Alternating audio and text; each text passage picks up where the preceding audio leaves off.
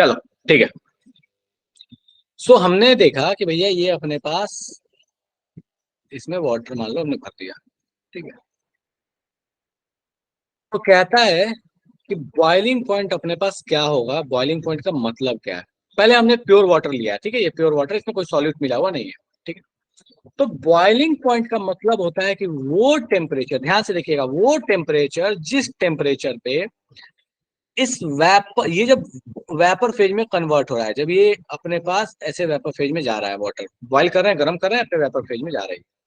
तो कहता है कि वो टेम्परेचर जिस टेम्परेचर पे इसका प्रेशर और जो बाहर का एटमॉस्फेरिक गैस है उसका प्रेशर जब दोनों बराबर हो जाए, तो उस टेम्परेचर को कहते हैं दैट इज बॉइलिंग पॉइंट। वो टेम्परेचर जिस टेम्परेचर पे अपने पास एटमॉस्फेरिक प्रेशर और अपने पास वेपर प्रेशर दोनों बराबर हो जाए, उस टेम्परेचर को अपन कहते हैं बॉइलिंग पॉइंट। तो बॉइलिंग पॉइंट क्या चीज है भैया? बॉइलिंग पॉइंट का मतलब हुआ वो टेम्परेचर जिस टेम्परेचर पे एटमॉस्फेरिक प्रेशर और अपने पास वेपर प्रेशर ये दोनों बराबर हो जाए, ठीक है। अब इसको देख के दो तीन चीजें तो दिमाग में अपने पास तुरंत हिट कर जानी चाहिए कि अच्छा, जहां एटमॉस्फेरिक प्रेशर ज्यादा होता होगा वहां बॉइलिंग पॉइंट ज्यादा होता होगा। क्यों? क्योंकि अगर एटमॉस्फेरिक प्रेशर आपका ज्यादा होगा, बाहर का प्रेशर अगर ज्यादा होगा, तो बॉयल करने के लिए इस वाले प्रेशर को भी उतना बराबर होना पड़ेगा। और उतना ज्यादा प्रेशर जनरेट करने के लिए अगर हम चाहते हैं कि अधिक से अधिक, ज्यादा प्रेशर कब होगा? जब अधिक से अधिक वेपर बने।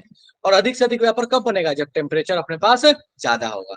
तो हम ये कह सकते हैं कि जहां पे एटमॉस्फेरिक प्रेशर ज्यादा होगा वहां बॉइलिंग पॉइंट ज्यादा होगा। अब ये सुनते ही दिमाग में एक बात हिट हो जाना चाहिए कि अच्छा, इसका मतलब ये हुआ कि अगर हम सी लेवल पे बात करें, मतलब अगर हम ये बात करें कि प्लेन्स में, तो प्लेन्स में हम देखते हैं कि जहाँ सी लेवल थोड़ा सा कम है, तो वहां हम देखते हैं कि भैया बॉइलिंग पॉइंट वाटर की ज्यादा होती है, वो ज्यादा टेम्परेचर पे बॉयल होता है। लेकिन उसी वाटर को अगर आप लेके माउंट एवरेस्ट पे बैठ जाइए और सोचिए कि वहां मैगी बनाइएगा, तो वाटर की बॉइलिंग पॉइंट कम है।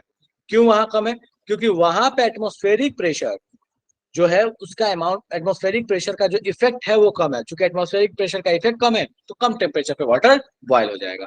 उसी तरह से बोलता है कि अगर मान लीजिए कहीं आप डेप्थ में चले जाइए, कहीं और आप इक्वेटर के, कहीं और आप सेंटर के पास चले जाइए या थोड़ा इक्वेटर के पास चले जाइए, तो आइडियली वहां पे ये मानते हैं कि थोड़ा प्रेशर ज्यादा होता है, इसलिए बॉइलिंग पॉइंट की कहानी वहां थोड़ी ज्यादा होगी। सो ये जनरल कॉन्सेप्ट है कि बॉइलिंग पॉइंट होता क्या है। अब कहता है कि मान लो इसमें सॉल्यूट डाल दिया तो क्या होगा। अब देखो, इसमें सॉल्यूट जैसे डाला तो क्या होगा। तो मान लीजिए कुछ सॉल्यूट पार्टिकल है जो सरफेस पे आके अटक गए।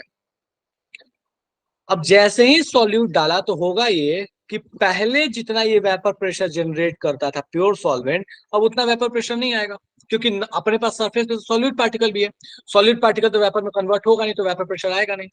तो इसका मतलब ये हो गया कि अगर सॉल्यूट आ चुका है वहां पे, तो हमें करना क्या पड़ेगा कि हमें टेम्परेचर और भी ज्यादा बढ़ाना पड़ेगा, ताकि ये प्रेशर और ये प्रेशर बराबर हो सके। क्योंकि अगर आपने और टेम्परेचर नहीं बढ़ाया तो आपका वेपर प्रेशर और एटमॉस्फेरिक प्रेशर बराबर नहीं होगा। और अगर दोनों प्रेशर आपके पास बराबर नहीं होंगे तो ये पॉसिबल ही नहीं है कि आप जो भी सॉल्वेंट लिए या जो भी सॉल्यूशन लिए उसको बॉयल कर सकें।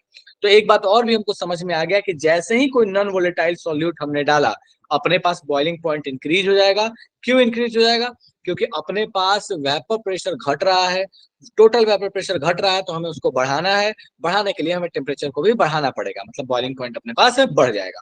तो ये अपने पास कहानी हो गई कि बॉइलिंग पॉइंट के लिए सॉल्यूट का इफेक्ट जो कि नॉन वोलेटाइल है कैसा होता है।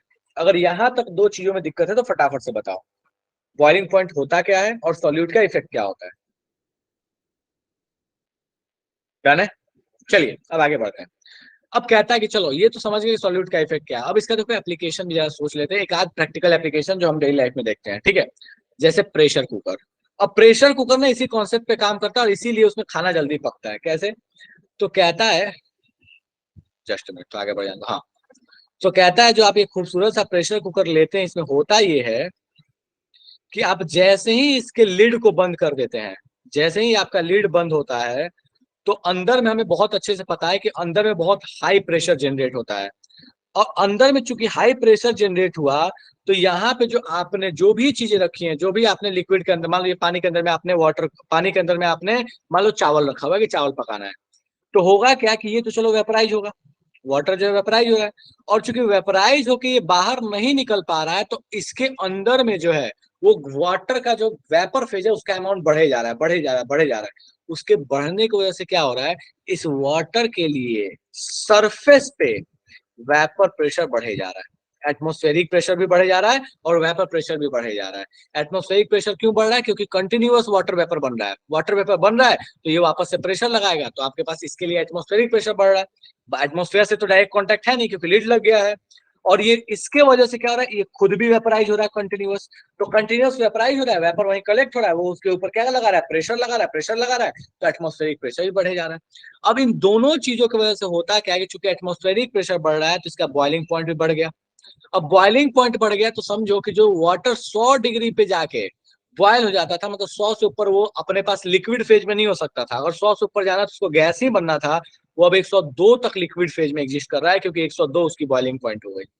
अब 102 बॉइलिंग पॉइंट होने का मतलब क्या हुआ कि जो पहले 100 डिग्री पानी में यहाँ पे आलू पकता था या चावल पकता था, अब वो 102 डिग्री में पकेगा, और हमको पता है कि 102 डिग्री में पकेगा तो जल्दी पक जाएगा। इसीलिए कुकर का इस्तेमाल करते हैं, क्योंकि कुकर क्या कर रहा है, वाटर की बॉइलिंग पॉइंट बढ़ा दे रहा है। बहुत लोगों को ये भी देखोगे जो घर में खाना वाना बनाते हैं, जिनको खाने का आइडिया है बनाने का, तो बहुत बार क्या कहा जाता है कि आप इसमें ना थोड़ा सा नमक डाल दो, अगर और जल्दी पकाना है तो थोड़ा लोग बोलते हैं नमक डाल के इसको गर्म करो। क्यों नमक डाल दो, तो नमक डालने से होता क्या है कि आपने नॉन वोलेटाइल सॉल्यूट ऐड कर दिया। अब नॉन वोलेटाइल सॉल्यूट ऐड करने से भी हमको पता है कि भैया वहां पे बॉइलिंग पॉइंट में एलिवेशन हो जाएगा। क्यों एलिवेशन होगा, अभी हम जस्ट सीख लिए।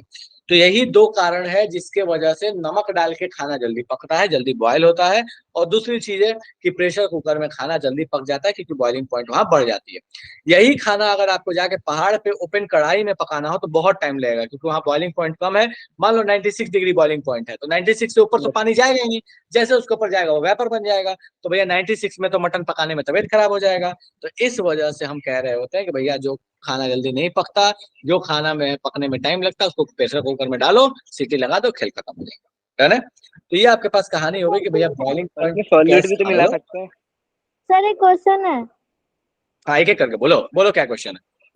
आपने कहा जो कुकर में चावल रखेंगे तो उसके सरफेस पे प्रेशर लगेगा, तो मेरा क्वेश्चन ये है कि सर चावल नीचे से ज्यादा पकेगा या ऊपर से ज्यादा पकेगा? ध्यान से सुनो मैंने क्या बोला, ध्यान से सुनना, ठीक है। मैं कह रहा हूँ कि देखो, मेरे पास ये ग्लास है, ठीक है। अब इस ग्लास में हो क्या रहा है, ग्लास में हो ये रहा है कि मान लो ये एक तरीके से प्रेशर कुकर है, मैंने इसको ऐसे बंद करके रखा है, इसमें मान लो इतना दूर पानी है। अब इतने दूर पानी से होगा क्या कि पहले पानी 100 डिग्री से अधिक इसका टेम्परेचर बढ़ ही नहीं सकता था क्योंकि इसकी बॉइलिंग पॉइंट थी 100 डिग्री, इससे अधिक इस पानी का टेम्परेचर नहीं हो सकता। लेकिन जैसे हमने प्रेशर कुकर को बंद कर दिया, अब ये 100 डिग्री से ऊपर में भी वाटर फॉर्म में एग्जिस्ट करेगा, लिक्विड फॉर्म में एग्जिस्ट करेगा। क्यों करेगा, क्योंकि इसकी बॉइलिंग पॉइंट बढ़ गई है। तो अब 102 डिग्री तक ये लिक्विड फॉर्म में रहेगा, हो सकता है 102 डिग्री अगर इसकी बॉइलिंग पॉइंट हो गई तो 102 डिग्री के बाद ये गैस में जाएगा या वेपर में जाएगा, 102 डिग्री तक लिक्विड में रहेगा। तो बेसिकली हमने पानी का टेम्परेचर बढ़ाया और कुछ नहीं किया। जो पहले 100 डिग्री में पानी रहता था हमने उसको 102 डिग्री भेज दिया। अब 102 डिग्री अगर हमने भेज दिया तो इसके अंदर जो भी भाई साहब होंगे उनको 102 डिग्री पे हीट ट्रांसफर होगा, और 102 डिग्री पे हीट ट्रांसफर होगा तो भैया वहां ज्यादा और जल्दी हीट ट्रांसफर होगा, इसलिए पकना आसान हो जाएगा। समझ आया क्या हुआ? Yes sir. ऐसे बोलिए समझ में आ गया या बस ठीक है समझ में आया, फील हुआ कि हाँ नहीं सर कुछ तो ऐसा मेरा हुआ है। क्वेश्चन ये तो नहीं था, मैंने पूछा था चावल कहाँ से ज्यादा पकेगा, नीचे से या ऊपर से? चावल अंदर में रहता है तो नीचे और ऊपर से कैसे पकेगा, चावल डिप तो हो सर जाता है आपने पानी में कहा डाल दो। चावल के जो सरफेस पे ज्यादा प्रेशर लगेगा तो सरफेस से ज्यादा पकेगा। अरे सरफेस पे प्रेशर कैसे लगेगा, पानी के सरफेस पे लगेगा ना, चावल तो उसके अंदर है। अच्छा ठीक है सर, समझ में आ गया। पानी देखो, पानी तुमने मान लो यहाँ तक भर दिया, चावल तो तुम्हारा यहाँ तक ही है ना, तो प्रेशर तो सरफेस के ऊपर सर लगता है, अगर पानी पे लगता है, चावल तो उसके अंदर में है, तो चावल पे कहाँ का प्रेशर। ठीक है सर, आ गया समझ में। ठीक है। हाँ जी, और किसी और एक कोई तो पूछ रहा था कि नमक नमक डाल के खाना क्यों पकाएंगे, कौन पूछ रहा था, जल्दी पूछो। सर सॉलिड मिला दे तब भी तो मतलब एलिवेशन हो सकता है बॉइलिंग पॉइंट का, तो यही कर लेते हैं, प्रेशर कुकर हम क्या कर दे। बिल्कुल कोई दिक्कत नहीं, बिल्कुल कोई दिक्कत नहीं है, सॉल्यूट मिला सकते हैं, क्या समस्या है, हमको खीर बनाना, नमक डाल देंगे उसमें थोड़ा सा, और क्या, जल्दी पक जाएगा खीर, कोई दिक्कत थोड़ी है उसमें। इतना भयंकर काम नहीं करना है। सॉल्यूट मिला देंगे और क्या, काम खत्म। अरे तो ठीक है ना, मतलब सॉल्यूट मिलाना मिला देंगे, नमक डाल के पका देंगे और क्या। ठीक है, चलो डन है ये? यस। बढ़िया। तो ये अपने पास कहानी हो गई कि भैया एलिवेशन इन बॉइलिंग पॉइंट होता क्या है, कैसे हम इसको समझते हैं, इनका क्या कॉन्सेप्ट है। ठीक है, चलो। अब सवाल उठता है कि एलिवेशन इन बॉइलिंग पॉइंट होता क्या है, कितना होता है, इस पे बात करते हैं। तो कहता है कि चेंज इन बॉइलिंग पॉइंट जो होता है ये इक्वल टू होता है केबी इंटू मोलालिटी के। केबी क्या है? तो KB is elevation in boiling point constant, ये बॉइलिंग पॉइंट कांस्टेंट है। और ये किसकी प्रॉपर्टी होती है? ये प्रॉपर्टी होती है सॉल्वेंट की। इस पर हम थोड़ा सा और भी बात करेंगे, बट पहले एक बार फ्रीजिंग वाला भी बात कर लें, उसके बाद इस पर बात करेंगे। ठीक है, तो ये जो केबी है ये होता क्या है? तो this is boiling point constant. ये किसकी प्रॉपर्टी है? तो दिस इज प्रॉपर्टी ऑफ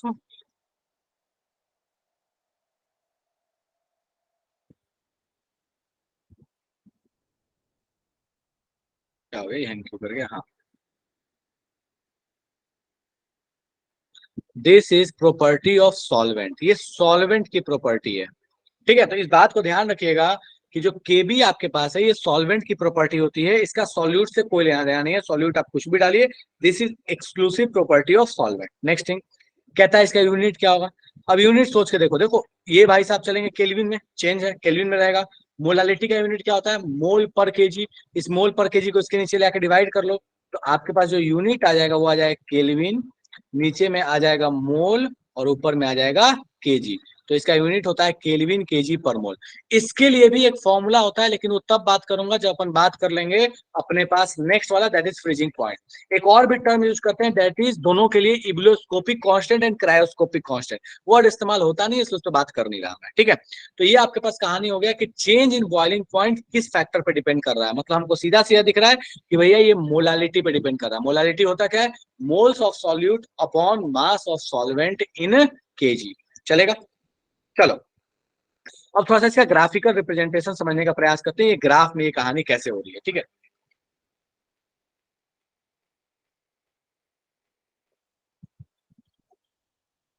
सो कहता है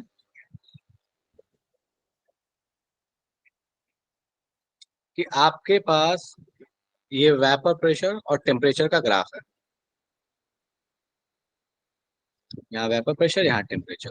ठीक है, सो कहता है कि अगर मान लीजिए आपके पास प्योर सॉल्वेंट था तो उसका ग्राफ मान लो कुछ ऐसे जा रहा है। और अगर सॉल्यूट आपने ऐड कर दिया तो हमको पता है कि आपने जैसे सॉल्यूट ऐड किया तो किसी एक टेम्परेचर पे अगर हम देखें तो वहां पे सॉल्यूट के केस में जो वेपर प्रेशर होगा, और जो सॉल्वेंट प्योर सॉल्वेंट के केस में वेपर प्रेशर होगा, उसमें सॉल्यूट वाले केस में वेपर प्रेशर कम होगा। हमको ऑलरेडी पता है, हम ऑलरेडी देख चुके हैं ये चीज। ठीक है, तो कहता क्या है कि ये आपके पास सॉल्वेंट का हो गया, और ये आपके पास सॉल्यूशन का हो गया। अब जैसे सॉल्यूशन और सॉल्वेंट की आपके पास कहानी हो गई तो अपने को दिखता क्या है कि अगर हम देखें तो अगर मान लीजिए ये वाला जो टेम्परेचर है, ये वाला जो प्रेशर है, this is pressure of atmosphere, PATM है ये, एटमोस्फेरिक प्रेशर है। अब कहता है कि भैया अगर आपको एटमॉस्फेरिक प्रेशर पहुंचाना है तो आपको क्या करना पड़ेगा? तो आपको देखना पड़ेगा कि भाई साहब ये हो रहा है कुछ ऐसा कि सॉल्वेंट तो लो टेम्परेचर पे ही इस जगह पहुंच जा रहा है, इस प्रेशर पे, लेकिन जो सॉल्यूशन है इसके लिए टेम्परेचर थोड़ा ज्यादा चाहिए। हमें दिख रहा है नीचे में कि इस केस में टेम्परेचर कम चाहिए, इस केस में टेम्परेचर ज्यादा चाहिए। तो कह रहा है कि यही वाला जो गैप है दैट इज डेल्टा टीबी। ठीक है, डेल्टा टीबी का मतलब क्या हुआ? एलिवेशन इन बॉइलिंग पॉइंट की कितने से बॉइलिंग पॉइंट बढ़ गया। ये याद रखिएगा कि मोलालिटी से एलिवेशन प्रोपोर्शनल है, ना कि बॉइलिंग पॉइंट प्रोपोर्शनल है। चेंज प्रोपोर्शनल है, डायरेक्ट प्रोपोर्शनल नहीं है। मैंने ये नहीं कहा, मैंने बोला था कि चेंज प्रोपोर्शनल, बड़ा इंपॉर्टेंट कहानी है ये। ठीक है, तो इस बात को ध्यान रखिएगा कि ये चेंज की कहानी बोल रहा होता है। तो ये आपके पास हो गया कि भैया आपके पास सॉल्यूशन में और सॉल्वेंट में किस तरह से चल रहा है। सेम यही कहानी आपके पास होता है जब हम बात कर रहे होते हैं डिप्रेशन इन फ्रीजिंग पॉइंट की। अब डिप्रेशन इन फ्रीजिंग पॉइंट की कहानी क्या है? एकदम वैसी कहानी है जैसा बॉइलिंग पॉइंट का था। तो कहता है कि सॉल्यूट ऐड करने से बॉइलिंग पॉइंट तो बढ़ता है लेकिन फ्रीजिंग पॉइंट कम हो जाता है। तो अपने पास ये कहानी क्या है?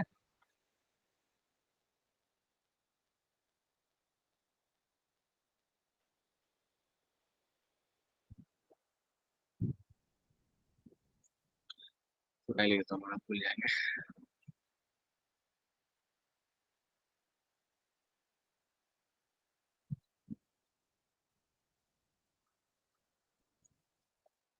ठीक है।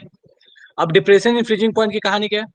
सो डिप्रेशन इन फ्रीजिंग पॉइंट की कहानी भी एग्जैक्टली वैसे है, कहता है कि आपके पास फ्रीजिंग पॉइंट जो है वो कम हो जाएगा, घटेगा, और ये किसके बराबर होगा? तो that is KF into M के बराबर होगा। तो ये याद रखिएगा कि भैया फ्रीजिंग पॉइंट घटता है और बॉइलिंग पॉइंट बढ़ता है जब कभी भी आपने नॉन वोलेटाइल सॉल्यूट ऐड कर दिया। केएफ को क्या बोलते हैं? तो केएफ वही कहानी है जो अपने पास पहले पढ़े थे। जैसे फ्रीजिंग पॉइंट, बॉइलिंग पॉइंट में हमने बोला कि बॉइलिंग पॉइंट कांस्टेंट है, इसी तरह से this is freezing point constant. एक है इसमें एब्लोस्कोपिक कांस्टेंट, क्रायोस्कोपिक कांस्टेंट। ठीक है, तो इस चीज को ध्यान रखना है। 1 मिनट बस मैं आ गया, 1 सेकंड।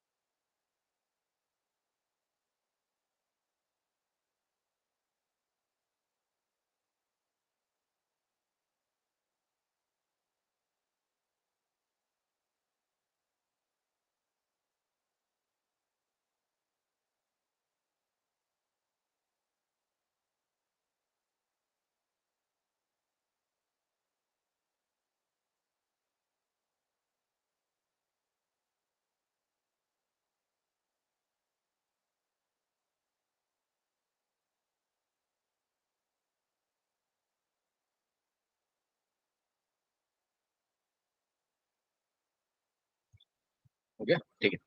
तो अपने पास कहानी हुई कि डिप्रेशन इन फ्रीजिंग पॉइंट क्या होता है। तो भैया जो सॉल्यूट को मिलाने से जो आपके पास फ्रीजिंग पॉइंट में कमी है, that is known as depression in freezing point. अब इन दोनों फॉर्मूले का एक बड़ा तगड़ा इस्तेमाल है। क्या इस्तेमाल है? यहाँ पे भी जैसे हमने लास्ट क्लास में बात किया था कि सॉल्यूट का मोलर मास कैलकुलेट करने के लिए इस्तेमाल करते हैं, वैसे इसका भी इस्तेमाल करते हैं। कैसे करते हैं? सो आप यहाँ पे जो मोलालिटी है, इस मोलालिटी की जगह पे आप क्या पुट कर सकते हैं, जरा इस चीज को समझने का प्रयास कीजिएगा। तो हम मोलालिटी की जगह पे पुट कर सकते हैं mass of solute upon molar mass of solute whole divide by mass of solvent, और वो भी किसमें? केजी में।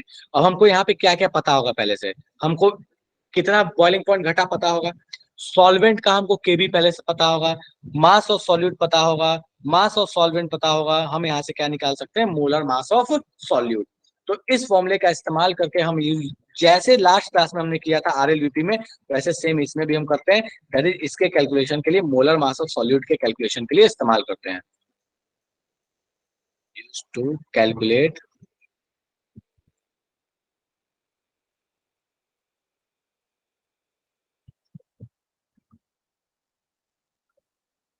ठीक है। तो इस तरीके से इस चीज को हमें ध्यान रखना है कि भैया अपने पास कहानी किस तरीके से होता है, क्या अपने पास होता है delta TV, delta delta TV कैसे वेरी करता है, डेल्टा केबी डेल्टा टीएफ कैसे वेरी करता है, ये दोनों चीजें। ठीक है, अब इसके बाद इन दोनों के लिए ना एक और भी कहानी बोलते हैं। बोलते क्या है कि ऑडिबल नहीं हूँ क्या? हो सर। ऑडिबल हूँ ना मैं? बोलो सर। ठीक है, हाँ हाँ ठीक है ठीक है। तो कहता क्या है कि जो डेल्टा टी हो, चाहे डेल्टा टीबी हो चाहे डेल्टा टीएफ हो, दोनों जो होता है ना वो एक्चुअली क्या है ना, कांस्टेंट वैल्यू नहीं है। सच पूछो तो ये कांस्टेंट नहीं है, ये टेम्परेचर के साथ बदलता भी है, लेकिन हमें इसके लिए पढ़ना नहीं होता। पर डायरेक्टली सीधा सीधा सोच के देखो ना, तो इसके लिए एक फॉर्मूला होता है, आपको एनसीईआरटी में भी मिल जाएगा। That is RT² M divided by 1000 delta H. ठीक है, तो ये बड़ा फेमस सा फॉर्मूला है, हालांकि कोई खास काम का नहीं, क्वेश्चन इस पे आते नहीं है, जरूरत भी नहीं है बताने का, कोई खास काम समझ नहीं रहा मैं इसको, इसलिए इस पे डिस्कस नहीं कर रहा, कोई खास काम का नहीं है, जो काम का उस पर बात करते हैं। ठीक है, तो बेसिकली मोटे तौर पे बस आप ऐसे ध्यान रख सकते हैं कि ये जो केएफ या केबी है, ये आपके पास इंथैल्पी से इनवर्स प्रोपोर्शन होता है और टेम्परेचर से डायरेक्ट प्रोपोर्शन होता है। कौन सा टेम्परेचर? बॉइलिंग पॉइंट या फ्रीजिंग पॉइंट, जिसकी बात कर रहे हैं। ठीक है, तो मैं थोड़ा सा इसके बारे में चर्चा करता हूँ, बाकी कोई खास काम का है नहीं, इसलिए उस पर डिस्कशन नहीं कर रहा। ठीक है, तो आपके पास कहता क्या है कि के जो है ये डायरेक्टली प्रोपोर्शनल होता है टेम्परेचर के स्क्वायर से, इनवर्सली प्रोपोर्शनल होता है डेल्टा एच से। बस ये चीज आपको ध्यान रखना है। ठीक है, चाहे वो के कोई भी हो। अब मान लो के एफ बोला, तो ऑब्वियसली यहाँ पे हो जाएगा आपके पास फ्रीजिंग पॉइंट, और यहाँ पे हो जाएगा आपके पास फ्यूजन। और किसने बोल दिया कि भैया बताओ के भी है, तो यहाँ हो जाएगा बॉइलिंग पॉइंट सॉल्वेंट का, और यहाँ पे आपके पास हो जाएगा वेपोराइजेशन। ठीक है, ये जो के है that is directly proportional to T² by delta H होता है। तो ये आपके पास कहानी हो गई इन तीनों क्वालिटेटिव प्रॉपर्टीज की, कि depression in freezing point, elevation in boiling point क्या होता है। इसके लिए भी ग्राफ बनता है, पर वो ग्राफ बहुत कोई खास काम का है नहीं, उस पर डिस्कस नहीं करा, कुछ इस तरीके का जाएगा वो। देखो तो ऐसे इस पॉइंट और इस पॉइंट पे कंपैरिजन करता है, ठीक है, कोई काम का है नहीं, इसलिए डिस्कस नहीं कर रहा। ठीक है, तो ये आपके पास कहानी हो गया इन दोनों क्वालिटेटिव प्रॉपर्टी का। सबसे इंपॉर्टेंट जो चीज है वो आता है, that is went of factor. Went of factor अगर हम नहीं सीखे तो इनके क्वेश्चंस करने में हमेशा फंसेंगे। तो पहले मैं पढ़ाता हूँ वेंट ऑफ फैक्टर, और फिर बात करेंगे हम ऑस्मोटिक प्रेशर के बारे में। वेंट ऑफ फैक्टर इसलिए बता रहा हूँ क्योंकि सबसे अधिक यूज है। ऑस्मोटिक प्रेशर के क्वेश्चंस उतने नहीं आते जितने इन दोनों के आते हैं। तो पहले आते हैं अब अपन वेंट ऑफ फैक्टर की, भैया वेंट ऑफ फैक्टर होता क्या है, पहले इसको जरा समझने का प्रयास करते हैं। और ये सबसे इंपॉर्टेंट चीज है, ध्यान रखिएगा, सबसे इंपॉर्टेंट चीज है।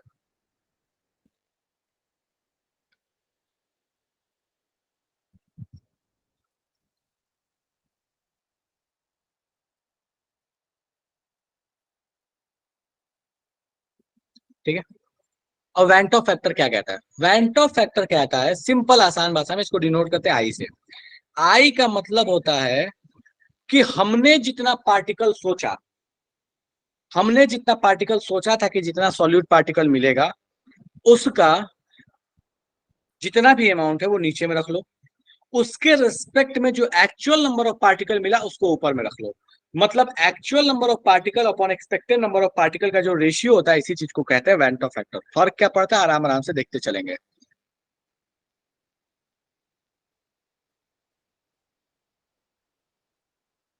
Actual number of particles upon expected number of particles.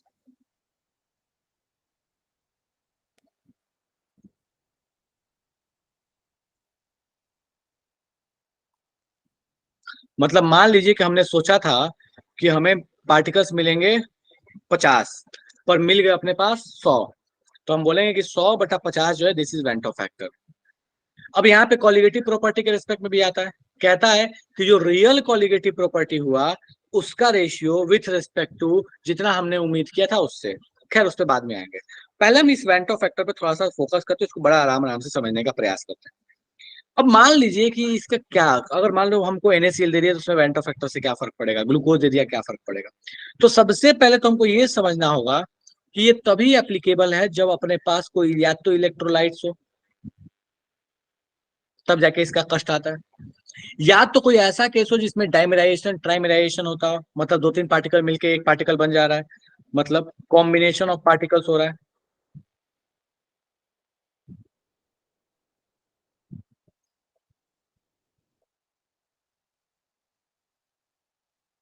So basically अपने पास क्या होता है कि ये तभी पॉसिबल है जब अपने पास ये दो केस होते हैं कि या तो कॉम्बिनेशन ऑफ पार्टिकल्स होता हो, और या तो अपने पास क्या होता हो कि भैया एक्चुअल मतलब या तो पार्टिकल्स टूट रहे हैं या तो पार्टिकल जुट रहे हैं, यही दो केस हो सकता है, तीसरा केस इसमें नहीं हो सकता।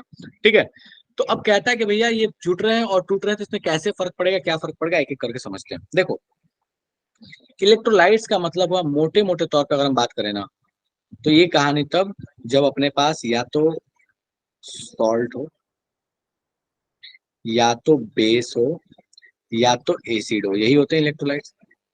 ठीक है, और कॉम्बिनेशन ऑफ पार्टिकल्स जनरली जो देखने को मिला है, जनरली या तो वहां पे एच बॉन्डिंग काम करता हो, या तो डाइपोल डाइपोल इंटरेक्शन काम करता हो,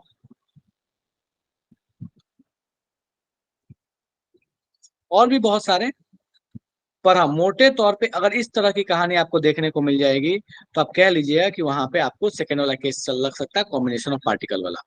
अब कहता क्या है कि क्या होगा, ये कैसे हम निकालेंगे, एग्जाम्पल के तौर पे पहले समझते हैं, फिर आगे बात करेंगे। तो मान लो किसी ने कह दिया कि बताइए अगर आपने NaCl को पानी में डाला तो आपके पास आई की वैल्यू क्या होगी। ठीक है, तो बड़ा सिंपल सा कहानी है, एक एकदम बच्चों वाला कहानी लेके चलते हैं। बोलता है calculate I when NaCl is dissolved in water.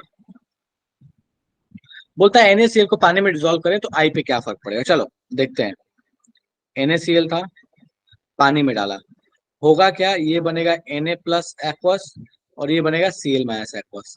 Ideally हम NaCl को मानते हैं जब दे दिया, क्योंकि हमको पता है कि ये कंप्लीट डिसोसिएबल सॉल्ट है, आयनिक हम पढ़ चुके हैं। तो जैसे हमें दिख रहा है कि ये कंप्लीट डिसोसिएबल सॉल्ट है, तो इसमें कोई एक्स्ट्रा दिमाग नहीं लगाना। हम ऐसे करेंगे कि मान लेते हैं कि इसका इनिशियली जो नंबर ऑफ पार्टिकल्स थे, मान लिया कि इसके इनिशियली नंबर ऑफ पार्टिकल्स थे वो ए थे, 100% डिसोसिएट होगा। ए 1 - अल्फा, अल्फा भी कितना हो जाएगा 1, और यहाँ पे बन जाएगा आपका ए अल्फा, दैट इज A1, और दिस इज A1। सो मोटे मोटे तौर पे मैं ये ना लिख के मैं ऐसे लिख लेता हूँ कि भैया फाइनल कहानी क्या होगा, तो ये एक भी ना बचेगा, ये बनेगा ए, ये बनेगा ए। फाइनल केस में कितने टोटल नंबर ऑफ पार्टिकल्स मिल रहे हैं, ए प्लस ए 2a, इनिशियली कितना था, ए था, तो अपने पास आई की वैल्यू हो जाएगी 2a/a, that is equals to 2। लेकिन यही कहानी में देता, सब कुछ सेम रखता, और मान लो आपको कहता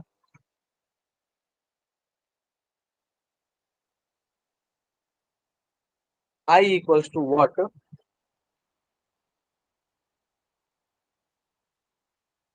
MgCl2 ले लिया, और बोलता है कि इसका जो अल्फा है वो 50% है, मतलब डिग्री ऑफ डिसोसिएशन 50% है।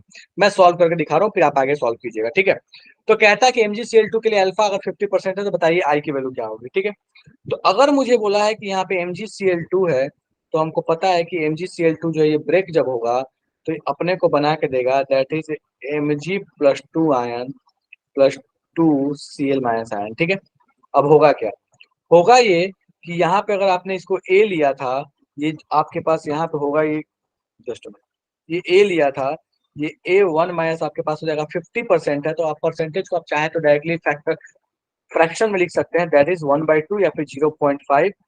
ये आपके पास हो जाएगा A इंटू 0.5, और ये भाई साहब भी हो जाएंगे आपके पास A इंटू 0.5 मल्टीप्लाइड बाई 2, क्योंकि यहाँ पे आपके पास 2 Cl है। तो कहता है कि भैया आई की वैल्यू क्या होगी, तो आप फाइनली चेक कीजिए कि टोटल नंबर ऑफ पार्टिकल्स कितने मिले, दिस दिस एंड दिस, इन तीनों को जोड़ दीजिए। तो आप जैसे ही तीनों को जोड़ रहे हैं तो आपको पता चल रहा है कि यहाँ पे 0.5 है, यहाँ पे 0.5 है, और यहाँ पे है 1 है। ठीक है, तो आप यहाँ पे बोल सकते हैं दैट इज बेसिकली ये 2a है, डिवाइड बाई ए है, कट कुटा के आपको मिल जाएगा 2। तो इसी तरीके से हम आई कैलकुलेट करते हैं। अब आप ए लेके नहीं कैलकुलेट करना चाहते तो आप 100 लेके कैलकुलेट कर लीजिए, आसानी से कैलकुलेट हो जाएगा। आप मान लेते कि यहाँ 100 है, 100 में से यहाँ 50 गया तो बचा 50, ये कितना बना होगा 50, और आपको पता है कि ये 1 जाएगा तो ये 2 बनेगा, तो आपके पास 50 नहीं बन के ये कितना बन जाएगा, 100 बन जाएगा। तो टोटल कितने बचे बने फाइनली, 100, 50 और ये 50 बचा है, मतलब 200। इनिशियली कितना था, 100, 200 बटा 100 दैट विल बी 2। तो इस तरीके से हम आई कैलकुलेट कर लेते हैं कि वेंट ऑफ फैक्टर आपके पास डिग्री ऑफ डिसोसिएशन या फिर परसेंटेज ऑफ डिसोसिएशन से कैसे रिलेटेड है। मुझे ये फटाफट से बता दो कि इसमें कोई तकलीफ है, जल्दी बताओ कि हमको समझ में आया नहीं आया, डिग्री ऑफ डिसोसिएशन से क्या लेना देना है। दूसरी कहानी कि कोवेलेंट मॉलिक्यूल्स के लिए आई की वैल्यू हमेशा मान लेते हैं, क्योंकि हम ये मान के चलते हैं कि भैया वहां कोई डिसोसिएट नहीं हो रहा। फेमस कौन कौन से हैं, ग्लूकोज, फ्रुक्टोज, यूरिया, अमोनिया, इस तरह की चीजें ले लिया। अमोनिया में तो फिर भी थोड़ा ले लेते हैं, but glucose, fructose, sucrose, urea, इन सब के लिए हम मान के चलते हैं कि आई की वैल्यू अपने पास 1 रहने वाली है। तो इसमें कोई एक्स्ट्रा दिमाग लगाने की जरूरत नहीं है। यहां तक आई की वैल्यू में कोई दिक्कत हो, कैलकुलेट करने में नहीं समझ में आया जल्दी से बताओ, या दोनों क्वालिटेटिव प्रॉपर्टी में कोई दिक्कत है तो बताओ, फिर अपन क्वेश्चंस पे आएंगे फटाफट से। कोई ऐसा जिसको लगता है भैया ये जादू वादू हो गया, समझ में नहीं आ रहा है, पता नहीं क्या ही चीज है, कौन सी दुनिया का चीज चल रहा है।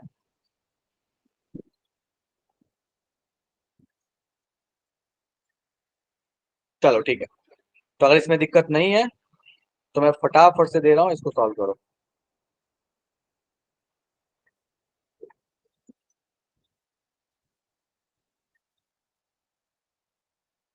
जस्ट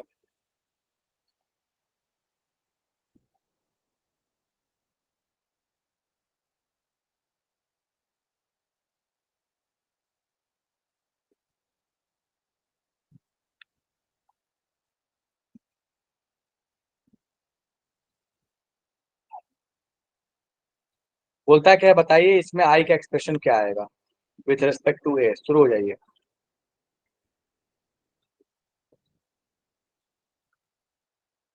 अंजलि ठीक है, इस क्वेश्चन को ट्राई करो, फिर से मैं दोबारा बताऊंगा। सबको ट्राई कर लें तो मैं दोबारा से बता दूंगा, कोई दिक्कत नहीं।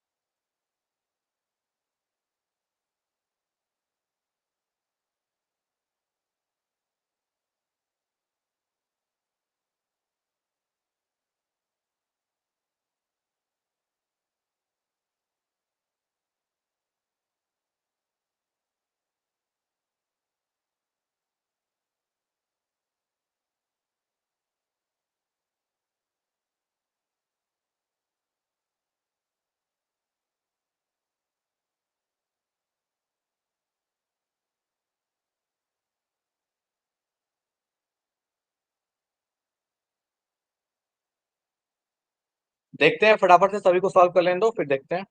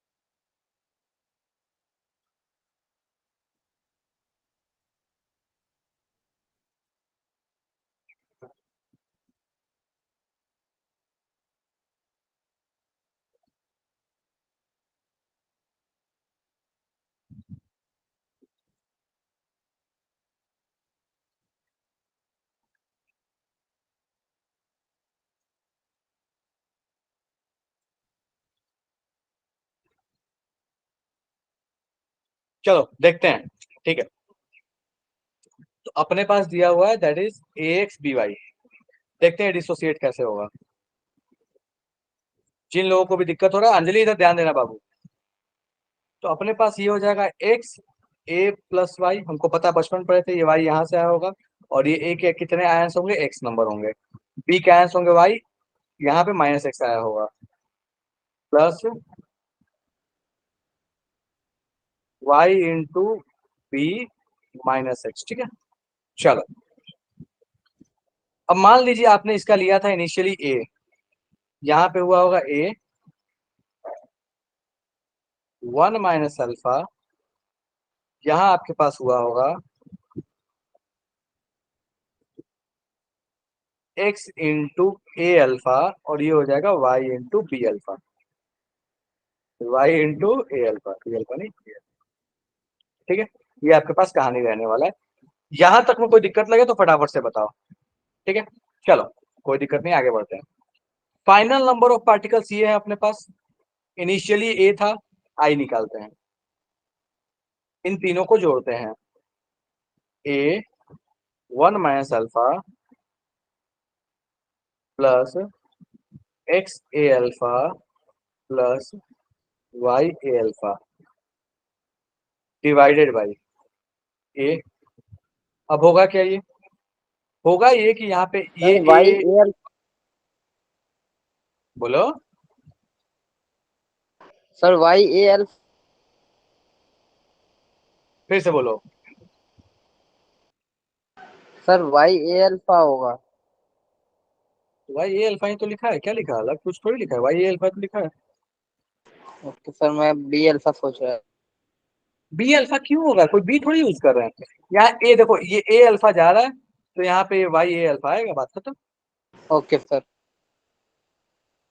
ए कॉमन है, इस ए को उड़ा दिया, बचा क्या आपके पास ऊपर में, ऊपर में आपके पास बच रहा है दैट इज ये 1 माइनस अल्फा, ये एक्स अल्फा, ये वाई अल्फा।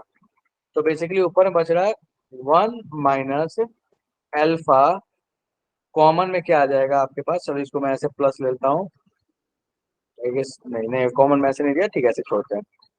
तो 1 minus alpha plus X alpha plus Y alpha equals to I. अब अपने को चाहिए किसकी वैल्यू, अल्फा की वैल्यू चाहिए, तो यहाँ से इसको उठा के इधर पटक दिया जाए, तो ये हो जाएगा आई।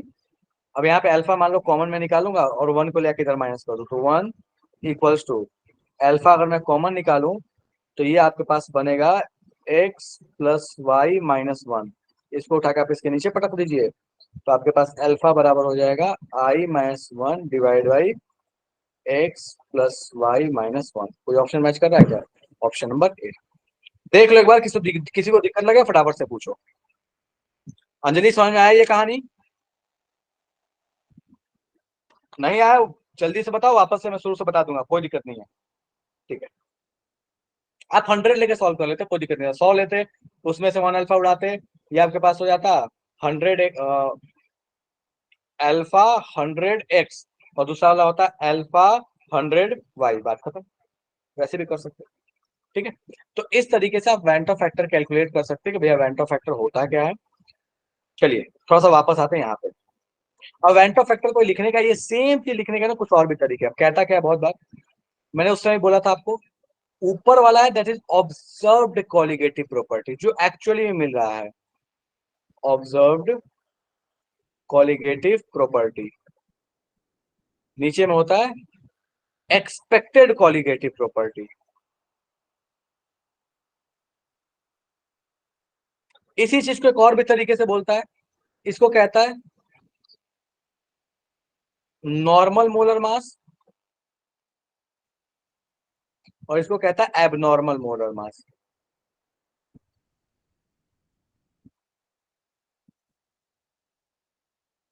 ठीक है, तो इन तीनों में से किसी का भी रेशियो ले लीजिए, आपको आई के बारे में पता चल जाएगा कि आई होता क्या है।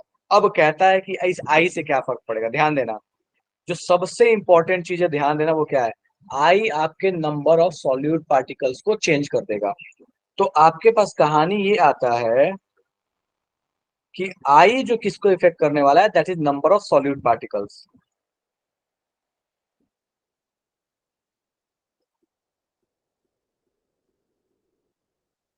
नंबर ऑफ सॉल्यूट पार्टिकल्स को चेंज करने का मतलब क्या है कि भैया ये इसको इफेक्ट कर रहा है, तो नंबर ऑफ सॉल्यूट पार्टिकल्स कितने हो जाएंगे। तो पहले जो आपके पास NS हुआ करता था, अब आपके पास वो नंबर ऑफ सॉल्यूट पार्टिकल हो जाएगा, दैट विल बी INS, क्योंकि आपके पास नंबर ऑफ सॉल्यूट पार्टिकल बदल गया तो उसमें I मल्टीप्लाई हो गया। अब इससे फर्क क्या पड़ेगा? फर्क ये पड़ेगा कि जहां जहां भी मोल्स ऑफ सॉल्यूट पार्टिकल आता होगा वहां पे I से मल्टीप्लाई हो जाएगा। अब चलो एक एक करके बात करते हैं। RLVP वो मोल्स ऑफ सॉल्यूट पार्टिकल ही था, तो अगर आप ध्यान दो तो मैं सीधे सीधे बोल सकता हूं कि RLVP का जो फॉर्मूला होगा, ये फॉर्मूला आपके पास हो जाएगा I into NS divided by moles of solvent. अगर आपको कोई ऐसा केस मिल गया जिसमें मोल्स ऑफ सॉल्यूट अच्छा खासा बड़ा है, तो आप नीचे में भी यहाँ लिखिएगा NS और उसमें भी I से मल्टीप्लाई जरूर से कीजिएगा। ये गलतियां बहुत बार होती हैं, जेई ने इस पे क्वेश्चन पूछा भी है। तो नीचे में जब आप मल्टीप्लाई कीजिएगा तो उसमें भी मोल्स ऑफ सॉल्यूट में I मल्टीप्लाई जरूर होगा, पर आता कम है इसलिए लिखवाने का। नेक्स्ट अपने पास कहता है डेल्टा टीबी में क्या फर्क पड़ेगा। तो बोलता है कि मोलालिटी में ऊपर में मोल्स ऑफ सॉल्यूट होता है, वहीं पे I मल्टीप्लाई हो जाएगा। तो मोलालिटी इसमें नया जो फॉर्मूला बनेगा that is IKB into M। Done है। उसी तरह से कहता है डेल्टा TF पे क्या फर्क पड़ेगा फ्रीजिंग पॉइंट में, तो that is IKF into M। ठीक है, तो नए आपके पास ये तीनों फॉर्मूले देखने को मिलेंगे, मतलब जो पहले आपके पास जो भी फॉर्मूला था उसमें I मल्टीप्लाई हो जाएगा।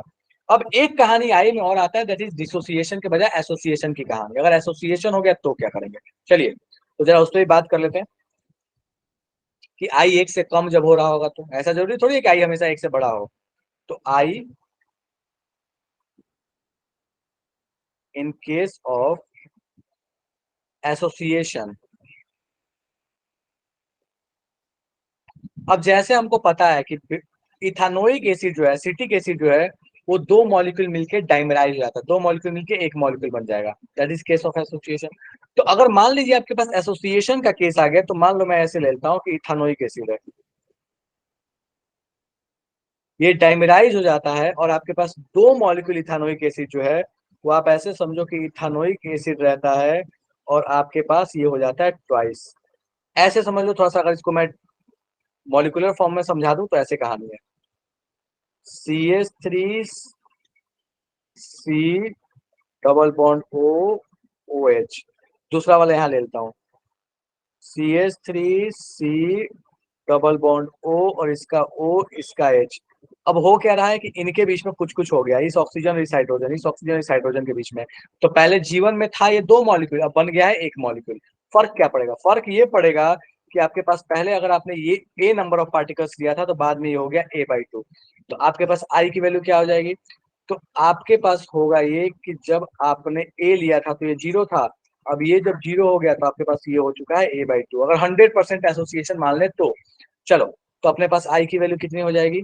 तो हम यहाँ बड़े आराम से बोल सकते हैं कि यहाँ पे final number of particles A/2 है, इनिशियल लिया था A, कैपिटल स्मॉल लो से कोई दिक्कत नहीं है, तो आपके पास ये आ गया I की वैल्यू दैट इज 1/2। तो इस चीज को ध्यान रखिएगा कि अगर एसोसिएशन हो गया तो आप कैसे कैलकुलेट कीजिएगा। नहीं समझ में आया तो 100 लेके कैलकुलेट कर लो कि इतना। मान लो किसने बोल दिया कि 50% एसोसिएट हुआ, तो हम कैसे सॉल्व कर रहे होते? तो अगर मान लो किसने बोल दिया 50% एसोसिएट हो गया, तो मैं इसको ऐसे कर रहा हूँ। अगर आप सिंप्लीफाइड फॉर्म में चलना चाहते हो, 100 ले लिया, 50% एसोसिएट हुआ, बचा 50। अच्छा, इसका जो 50 गया होगा तो दो जाता है तो एक बनता है, तो 50 गया होगा तो ये कितना बना होगा? 25। तो हम यहाँ बोल सकते हैं कि I बराबर कितना होगा? तो 50 प्लस 25 फाइनल नंबर पार्टिकल है, इनिशियल 100 है, तो 50 plus 25 that is 75 divide by 100। तो 75/100 आ जाएगा, दैट इज 3/4। तो इस बात को ध्यान रखिएगा कि I एसोसिएशन और डिसोसिएशन दोनों में पॉसिबल है। जैसे ये एसिटिक एसिड में हो सकता है, वो सेम बेंजोइक एसिड में हो सकता है, HF में हो सकता है, नाइट्रोफेनॉल में हो सकता है। तो कैसे भी आपको केस दे देगा जिसमें आपको एसोसिएशन हो रहा है, बस क्लियर रहिएगा आप कि भैया आई निकालते कैसे हैं। डन है? यहाँ तक में कोई दिक्कत हो तो फटाफट से बताओ, इस कहानी तक में अगर लगे कोई समस्या है। RLVP में है और ऐसा लग रहा फिर से बोल सर, बाबू। RLVP में है, उसको एक बार फिर से समझा दीजिए। RLV आरएल वापस से समझा दूं? चलो ठीक है, तो मैं RLVP वापस से समझा दूंगा। पहले इस पे थोड़े से क्वेश्चंस कराता हूँ, मैं आपके RLVP पे वापस से आऊंगा, ठीक है? तो इसके थोड़े से क्वेश्चंस मैं कराता हूँ।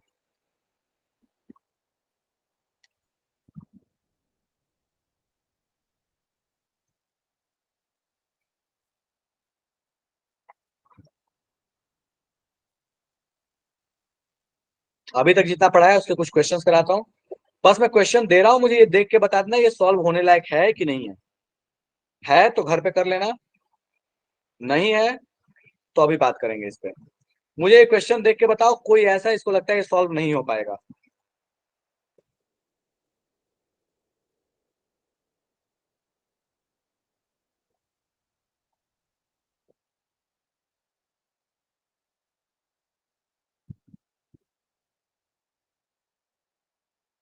क्वेश्चन काफी अच्छा है, ये ध्यान रखना, हवा में तो सॉल्व नहीं होगा।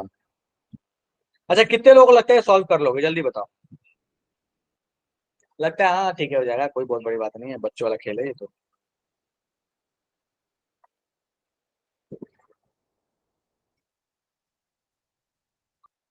सर मेरे को क्वेश्चन डिस्प्ले नहीं। क्वेश्चन डिस्प्ले ही नहीं हो रहा है, एक बार ना लॉग आउट करके लॉग इन कर लो, या फिर जस्ट या फिर एक काम करो कि ये जो स्क्रीन है मेरे नाम से जो स्क्रीन है इसको पिन कर लो।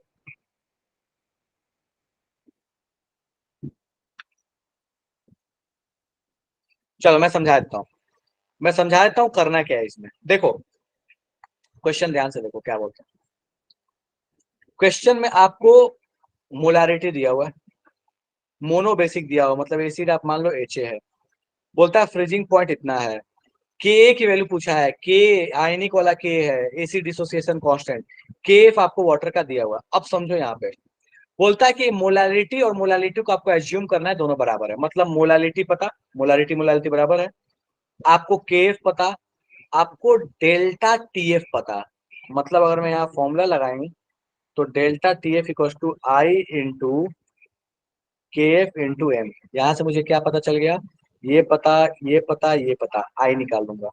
और अगर मुझे आई पता चल गया तो मुझे ये पता है कि अगर ये एच है ये डिसोसिएट हुआ होगा एच प्लस प्लस ए माइनस, तो मैं यहाँ से आई का इस्तेमाल करके अल्फा निकाल सकता हूँ। कैसे निकाल सकता हूँ, तो मुझे पता है कि अगर ये इनिशियली सी था सी वन माइनस अल्फा रहा है, ये सी अल्फा ये सी अल्फा, तो आपको पता है कि this plus this divide by this equals to I. I की वैल्यू आपको पता है, वहां से आप किसकी वैल्यू निकाल लीजिएगा, अल्फा की। और मुझे बताओ कि अगर अल्फा की वैल्यू पता है तो क्या हमको नहीं पता है कि अल्फा बराबर और अंडर रूट होता है के बाई सी। आपको यहाँ पे ऑलरेडी मोलारिटी दिया, मतलब सी पता, आपने अल्फा निकाल लिया, के निकाल लोगे। बात भेजे में गया क्या ये, कोई ऐसा इसको खोपड़े में नहीं गया कैसे सॉल्व होगा, जल्दी बताओ। कोई ऐसा इसको लगता है नहीं सॉल्व होगा, पूजा सोच समझ में आ गया सॉल्व हो जाएगा ये। Yes sir. अब हो जाएगा, ठीक है बढ़िया। नेक्स्ट घर पे करना, अगले क्लास में मैं उसका सॉल्यूशन बता दूंगा, आंसर बता दूंगा अगले क्लास में। आज चूंकि टाइम नहीं बचा हुआ, अगले क्लास में बताऊंगा। इसको देखो ये होगा नहीं होगा। ऑस्मोटिक प्रेशर पे दिमाग नहीं मारना, बाकी और तीनों चीज पे, boiling point, freezing point, vapour pressure, बोला है कि इनको ऑर्डर में अरेंज करना है। मोलालिटी सबका सेम है, मतलब जिसका आई ज्यादा उस केस में वेपर प्रेशर भी ज्यादा, क्योंकि आरएलबीपी ज्यादा, बॉइलिंग पॉइंट भी ज्यादा और फ्रीजिंग पॉइंट कम, ध्यान रखिएगा।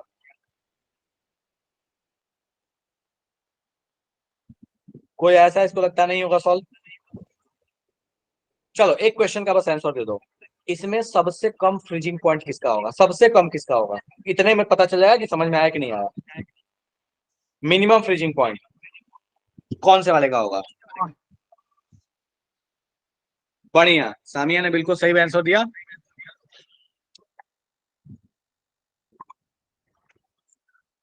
तो चौथे वाले का फ्रीजिंग पॉइंट सबसे कम होगा क्योंकि उसमें आई की वैल्यू सबसे ज्यादा है, मतलब डिप्रेशन सबसे ज्यादा होगा, सबसे ज्यादा चेंज आएगा फ्रीजिंग पॉइंट में, सबसे कम आएगा। डन है।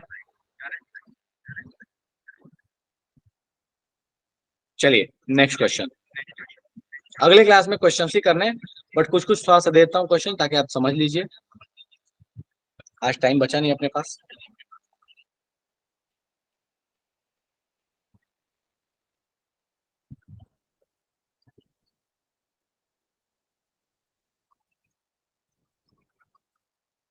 बोलता है इसमें आई और अल्फा के बीच में क्या रिलेशन होगा, डिराइव कर लोगे रिलेशन। Na2SO4 में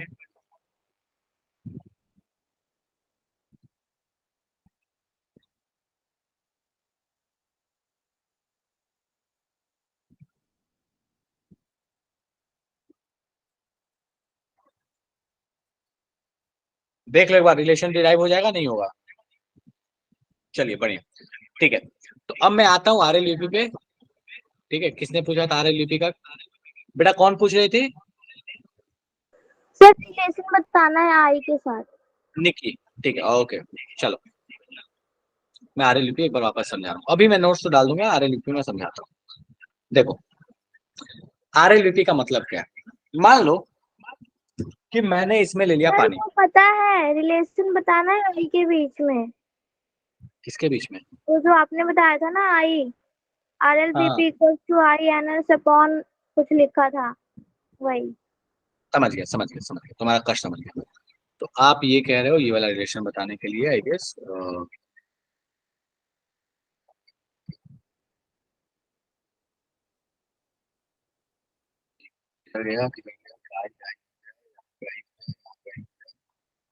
हाँ चलो। तो इसका एक्सपेंडेड रिलेशन जो होता है बाबू, वैसे होता है कि अगर मैं मोल्स ऑफ सॉल्यूट को इग्नोर ना करूं तो that is I moles of solute divided by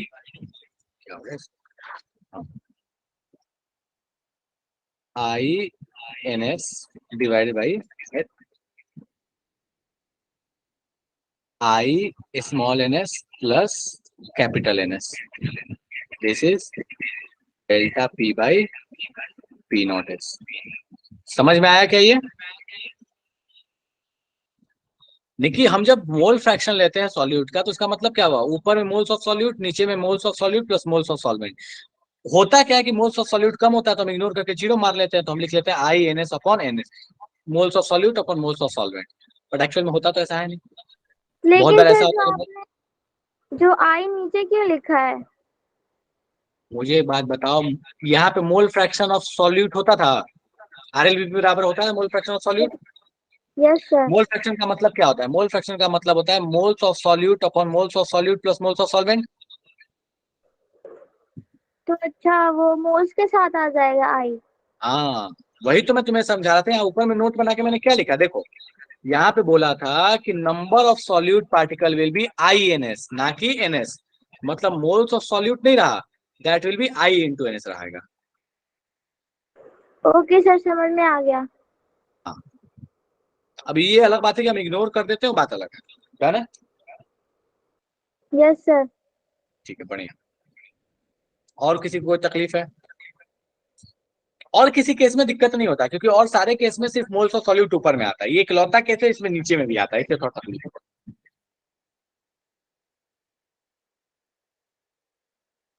चलिए ठीक है, तो अगले क्लास में जब अपन मिलेंगे तो PYQs करेंगे, भर भर के क्वेश्चंस करेंगे और ऑस्मोटिक प्रेशर पे चर्चा करेंगे, ठीक है? बाकी उम्मीद है कि यहाँ तक में आपको कोई समस्या नहीं होगी। किसी को समस्या है फटाफट से पूछो, अपन 2-3 मिनट उससे बात करेंगे फिर सभा को समाप्त कर देंगे। सर नोट्स भेज दीजिएगा। अभी अभी भेज रहा हूँ, अभी भेज रहा हूँ, ठीक है? सर कल के भी भेज देना। हाँ दोनों भेज दूंगा अभी, ठीक है? चलो बढ़िया, ठीक है। तो अभी की सभा समाप्त है, अगले क्लास में फिर आई कहानी कंटिन्यू करेंगे। चलो बाय बाय, टाटा।